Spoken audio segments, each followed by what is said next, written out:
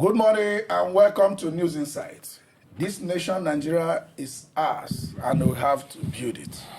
We have to plan, we have to work, we have to evaluate, reevaluate, monitor, and do all we can do to get ourselves to the desired destination.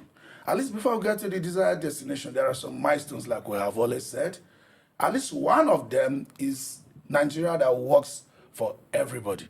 But can we achieve that by having people go to tribunal, shooting sporadically, and at the end of the day, succeeding in getting the tribunal not to sit? Gentlemen, I hope they will be able to sit today. No sporadic shooting. We're not a political meeting or contention. So, but tribunal was not supposed to be political per se. Well, when the process of election has become take it by force, when it has become a thing that the man that is voted should be denied openly, and INEC is doing nothing about it. What do you expect? Okay, so I will get back to you on that. You appear to be giving me a lead. Philip, maybe you're going to do some sporadic shooting this morning. Logical shooting. Logical shooting. Virtual shooting. If they succeed next time in ensuring that the tribunal does not sit, because they've succeeded this time. Okay, no matter how we look at it. If they succeed next time and continue to succeed, tribunal has time limits to operate. What is going to happen? Thank you very much. You know, Edo State is always on the news for bad reasons. You know, Edo State. You are lucky Kingsley is not here today. Yeah, I'm a Edo-lite. You were born in Edo. I was born and bred and schooled in Benin. Yeah. So I'm qualified to be it's unfortunate because when we're growing up in Benin, it's the most peaceful place you can think of on earth. Yeah. We enjoy everything peacefully. Yeah. We go to the villages and come back for the where that's a matter for another. We're talking about what happened in Benin yesterday. At the court, You know, Edo State went into their gubernatorial election a few months ago, I think sometime in November last year, and then the governor was sworn in, and there were disputes, and the Nigerian government, in their wisdom, the lawmaker, established an electoral tribunal to try matters that result from elections. Actually, the election was September 21. Yes, September. So, okay, so this tribunal was established as a result of the gubernatorial election. And electoral tribunal are special courts. They are time bound. They have a specific period to do their work. And what the law says that if they fail to finish the work at that point, that's the end of that matter. The man that is declared, rightly or wrongly, remains in office till the expiration of his tenure. So what has happened in Edo State, if, like you rightly said, they have succeeded, if they continue to succeed within the period of the law allows the tribunal to sit, it means that Okpebholo will be governor on challenge. So this is very sad. So in a case like that, Honorable Line, don't you think it behoves on our security agencies, at least the police in this case? I don't think there is a need to get the military involved. This is an internal issue. The police to be very, very formidable in appearance and ensure that what happened this last time is not going to happen again. The tribunal will be able to sit and deliver their judgment within time. Well, you see, it all depends about interest.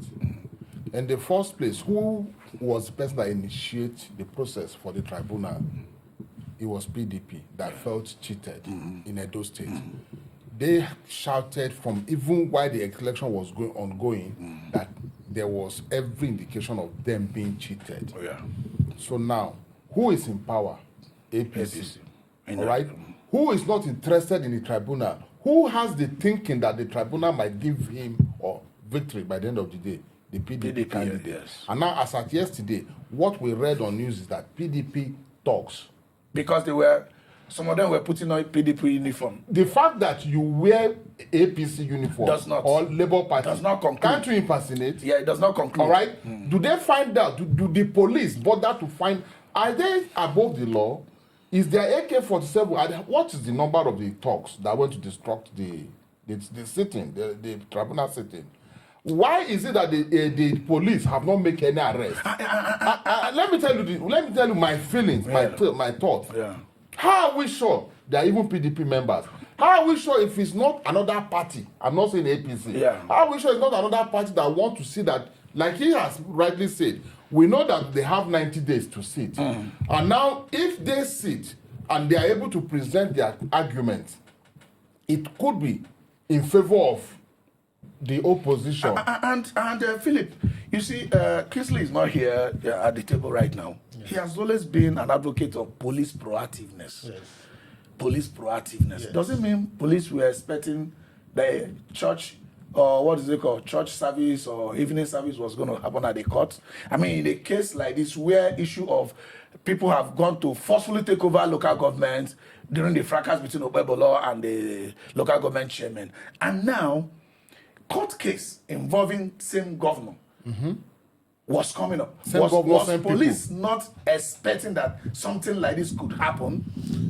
You know, we've always said it on this table, and my very good friend Kingsley has always said that it is not the corrective measure that matter, it's the preventive Measures.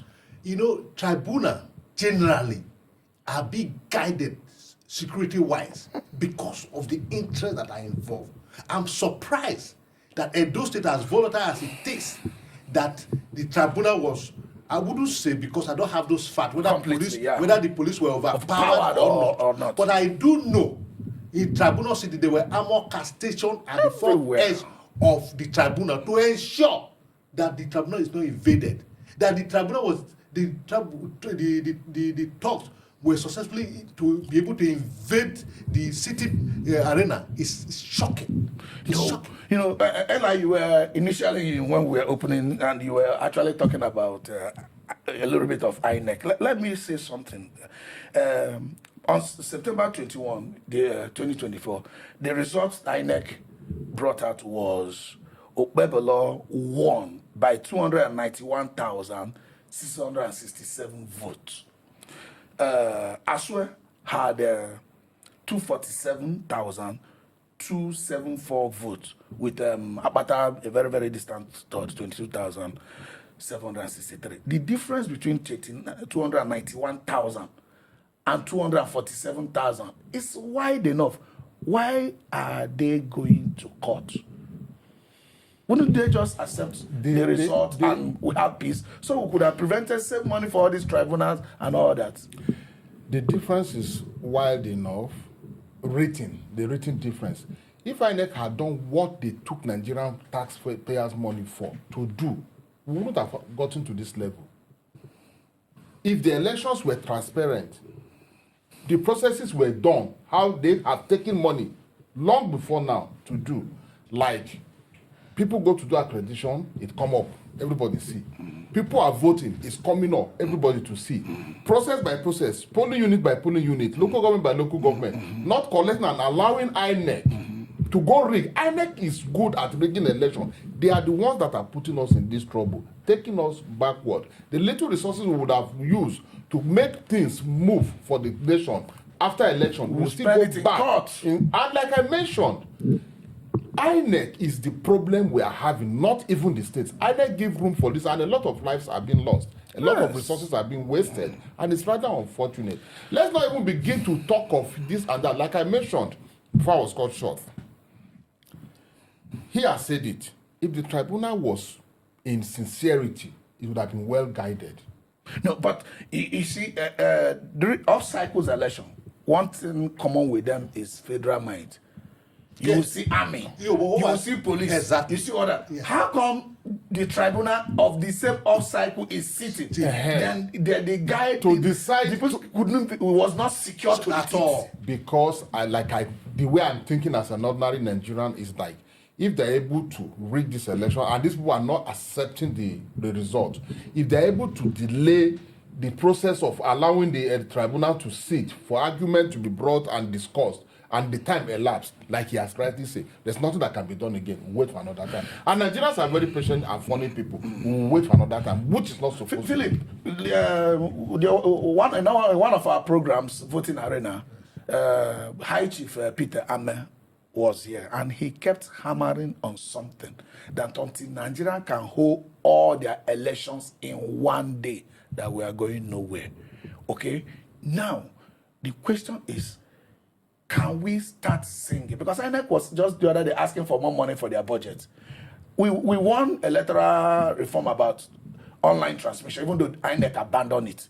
Can Nigerians start canvassing for all elections in one day? Thank you very much. You know, that issue has been on before now. And even as we seated here, there's electoral reform amendment before the National Assembly.